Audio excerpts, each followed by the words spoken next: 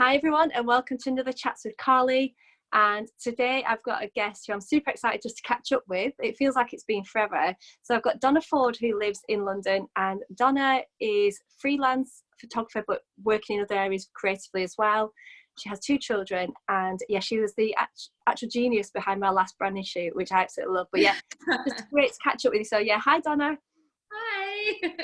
It's so nice to see you and catch up and just have a friendly face in the midst of the homeschooling and everything. Yeah, that's what I'm loving about these. I keep saying that, but I'm just loving, I'm kind of totally indulging myself by just being able to catch up with people as well, but just be able to show different lives in lockdown. It's brilliant. So yeah, I will chat about sort of how you are. I'm even wearing a bit of colour for you today, Donna, because Donna is all about the colours and you're looking fabulous yourself. I think we're all going for the hide your hair. Yeah. Yeah. But how are you? How is life in lockdown treating you so far? Gosh, yeah, I mean, we're doing fine. I mean, you know, our situation at home is that me and my husband are both self-employed. So the work, the paid work that we do is, he's a filmmaker and cameraman, so out on shoots, and I'm a photographer. So obviously, as soon as lockdown came in, we had absolutely no sense of earning money. So yeah, so that's been definitely, I think, the anxiety that we have, you know, behind how we're feeling. But then because we're not both working full time, there's no pressure from someone else telling us what to do.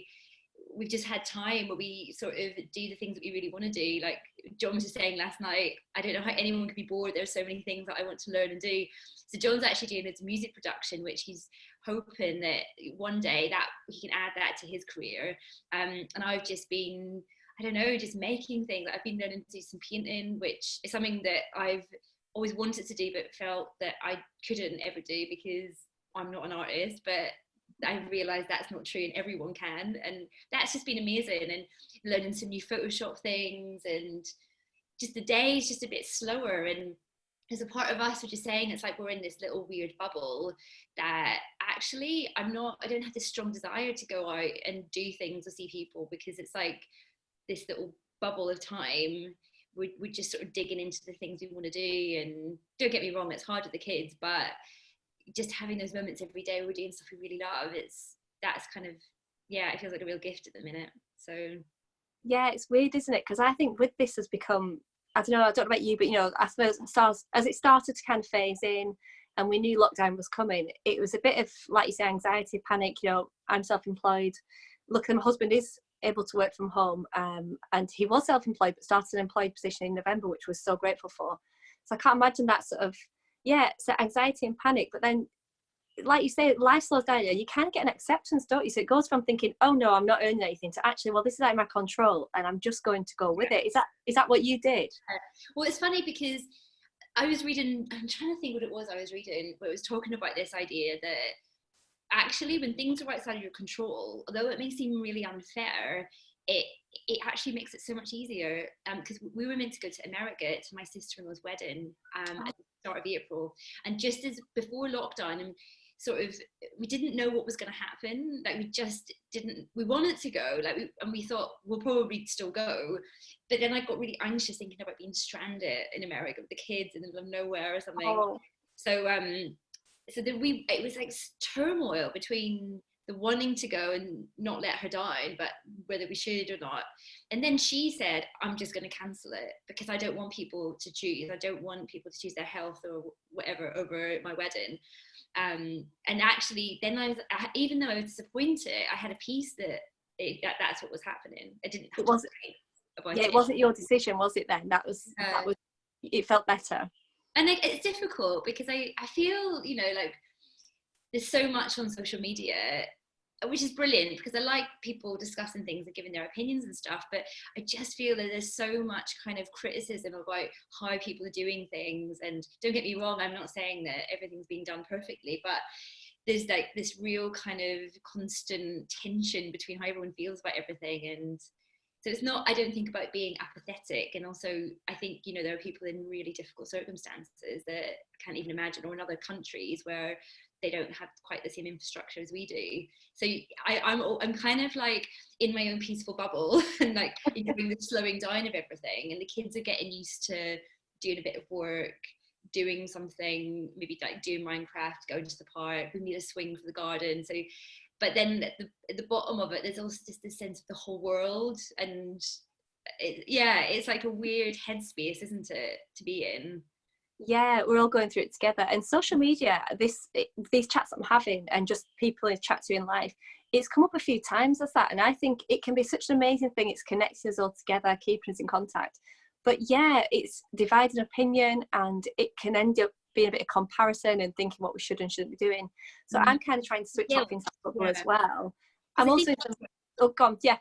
It's the guilt and shame of that, because I did have someone, you know, people, it's almost like there's sort of this like if you see anyone doing anything they shouldn't be doing, or leaving the house, or speaking to someone, and there's like this sort of like shaming and guilting people into, you shouldn't do this. And obviously we get that the situation's very serious, like, you know, people's lives are at risk, but people are struggling with more than just the virus. Like, I mean particularly people who are struggling with any mental illnesses or anxiety or whatever, you know, this is just accentuating all of that. And there's a sort of illness happening in a different sphere that I just think we need to be gracious and not judge people.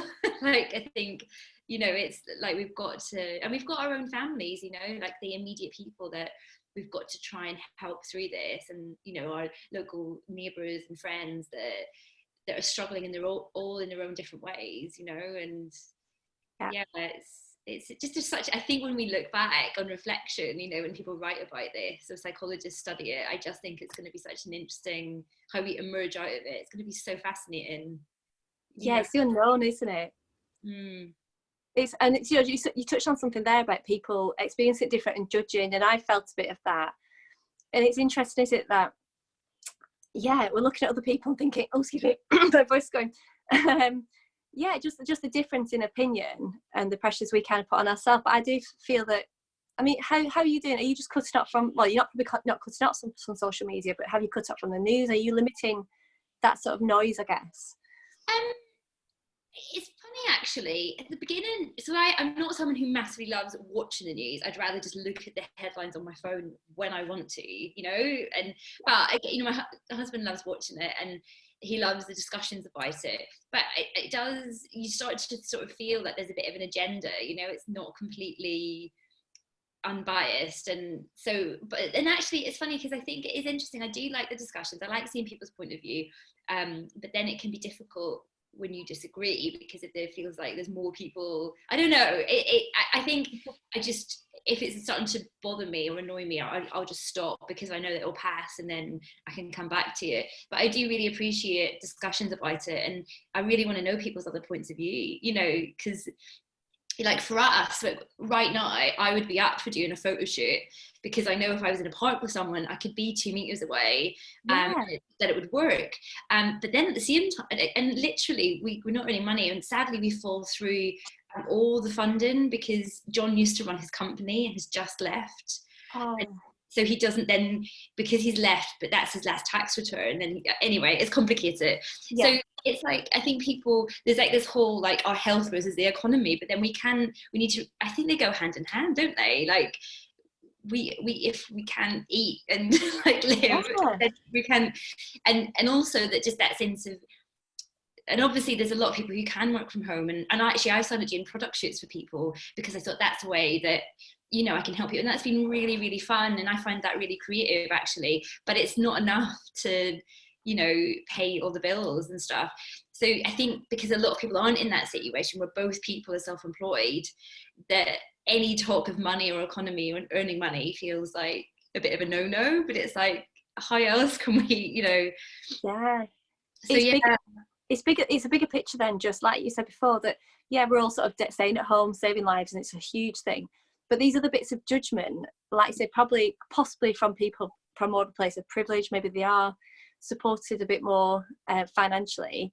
And do you feel like judgment then? Because you, like I say, technically you could go out and do a photo shoot, but would you be worried about other people's judgments maybe? Or is it just a feeling of and I think as well, I just feel like, even though technically, like, it would be allowed, but I feel that people wouldn't want to, because then they'd probably feel like, it's funny. But I just feel like, you know, I just don't want to slip into that mindset. I don't want to judge anyone for what they're doing, or because I know I have loads of friends in very difficult circumstances, you know, single mums with kids that maybe have ADHD, like who live in a flat, like, wow. You know, or, you know, yeah, there's just really extreme circumstances, people living on their own completely, you know. I just think that has got to be the hardest, because I feel like I'm an extrovert, and I thought it'd be unbearable not being able to go out and see my friends and kind of be around. I love being around people, but actually our family has been kind of enough for me to feel that human contact. But imagine actually living on your own. I mean, I'd just be talking to myself all day long, I think. Yeah. I don't know. I guess part of it as well, what I think is fascinating and obviously aligns with what I really believe, is that people are being forced to have to get creative about things. The fact that we're feeling really at ease now doing video calls like this, whereas before we felt odd about it. Yeah. There's just a real sense that people have to find a new way of doing things, and I think that's really good, you know, that we realize that when we have to stay at home for 8 weeks with our kids, that actually that's literally something that we would say is an impossibility, wouldn't we? You know, at the weekend we would never stay at home for both days at the weekend and stay at home and not go anywhere, you know, maybe to the park, but you know, we'd go somewhere and do something. So I feel, you know, we're finding new ways of doing things, and I think that mindset then makes us realize that you know, anything's kind of possible if you know, our hand is maybe forced into it. You know, we can come up with solutions, and I think that's kind of cool at the minute. Yeah, that's such a good way to look at it. That I always think it's at times, isn't it, where we feel a bit powerless and our weakness, actually strength comes from it. But I mean, you've touched on this there, Donna, a little bit, and I think you're probably going to say kind of what you said about the family. You know, what is your biggest learning? Is it that, I don't know, I'll just leave that to you. Yeah, what's your biggest learning from lockdown? Gosh. I mean, yeah, I think a deeper appreciation for my family, for sure. I actually think that that being together, which has been lovely, and there's been something about all being together and we've got to know each other in different ways. I think that's really good. But likewise, it's still quite full on that you need a bit of time to yourself. And, you know, thinking about it, you know, is that when the kids are in bed or going for a walk by myself or whatever?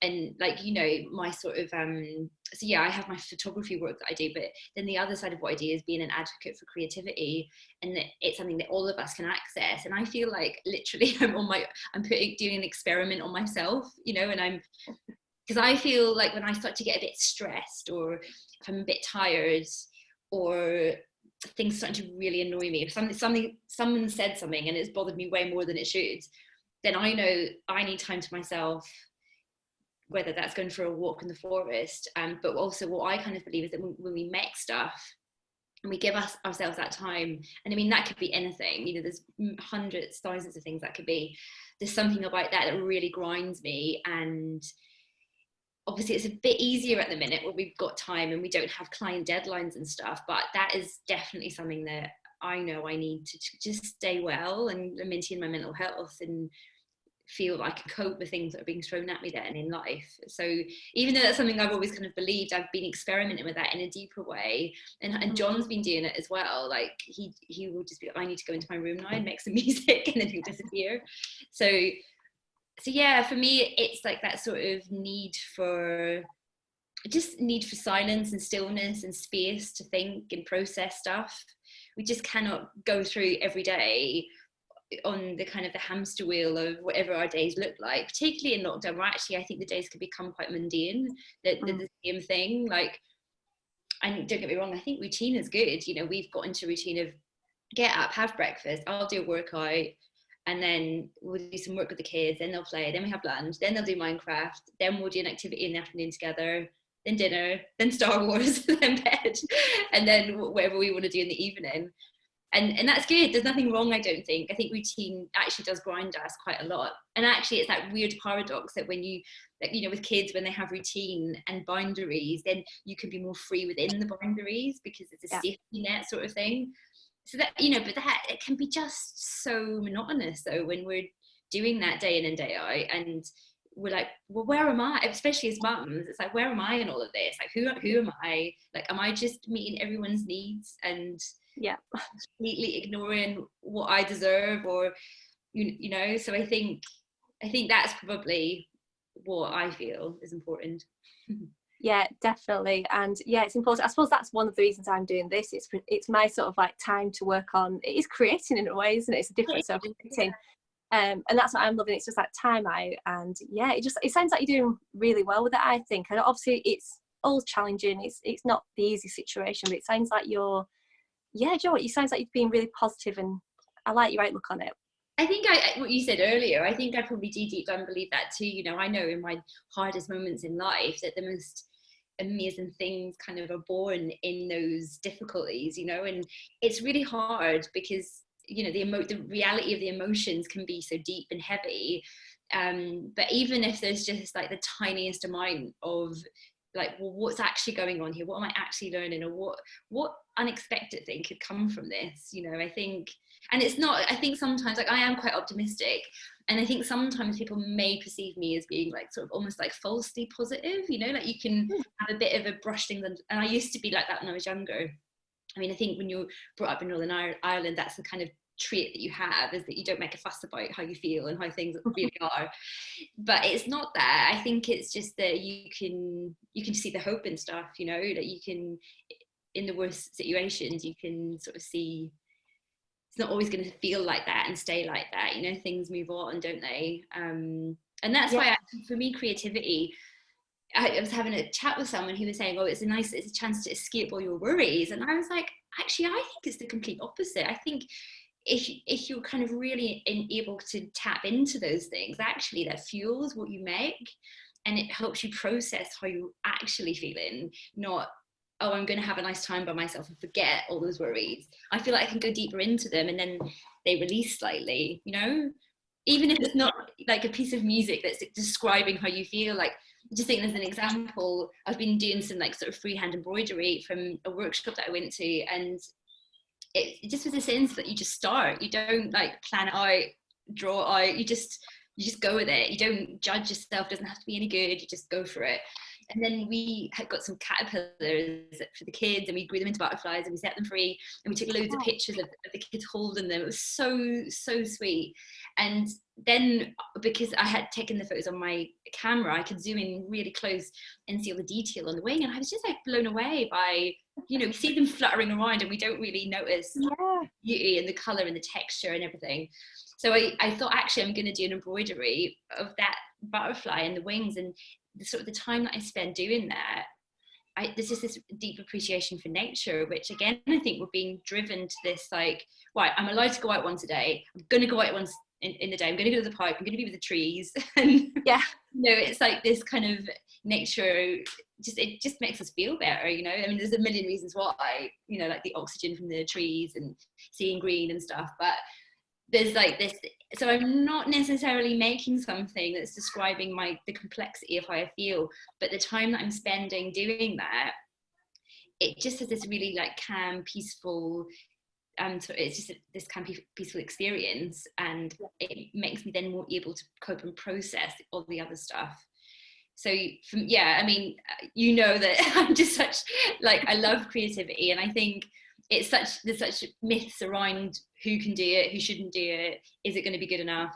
There's all these mindsets and blocks that really get in the way, but that's kind of what I want to help people with, because that's what's important to me, and it's not just me, it's people around me as well, you know. So yeah, definitely. I think creativity, sorry, I'll stop there because I'll just sort of finish up in a second. So I was going to say that Donna has agreed to be on my podcast, and we're going to chat about this in depth, so I'm really excited, because I think creativity and well-being are so closely linked, and it's been a big part of my lockdown, I guess, is just being able to express myself in different ways. So yeah, we'll definitely chat in more depth about that. But I think that's so good for you to kind of chat about that, and I'm hoping that people watching this have been inspired a little bit just to connect with themselves a bit more. So is that, thank you. So I'll end it there. Like I say, we will book in for that podcast, and I can't wait to just explore that deeper, this whole creativity, well-being connection. Yeah, I think we're in a time where, you know, science and society are really open to this. We're really talking about well-being, and science is really starting to discover what's happening in our brain when we're doing all this stuff. So it is really exciting. Yeah, well, let's get that sorted, and we will chat about that. But yeah, thanks so much. It's been so lovely catching up. I know, it's been so lovely. So yeah, let me know when you want to just, yeah, I mean, I'm, yeah, whenever. I will.